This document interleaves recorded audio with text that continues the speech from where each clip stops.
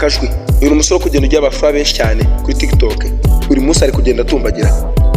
Kuri YouTube aka kanya afiteho 74,000 by'aba subscribers. Gusa ibi ngibi biragaragaza hari kuva n'ahari kujya, kandi ibi byose abikesha stories ziwe, comedy ziwe, aragusetsa ukinyarira. Gusa wumvisha amateka yo yahashize aragoranye, ateye n'agahinda. Kakajwi ni umwana wakuriye mu nkambi, gusa aho bigeze ubu ngubu n'urugero rwa buri wese, nta kwiheba, ubuzima naho baburajya. Igihe cyose bana ifite kukugirira neza, nawe ukagera ku rundi rwego. Wow. Ndabyumvishe cyangwa burya ngo wangigira kakajwi, burya ngo yakuriye mu nkambi y'ababarokorowe. Noneho ngiye kwihanyira zibesha ngero uvuga ngo uri mushyashya muri Amerika.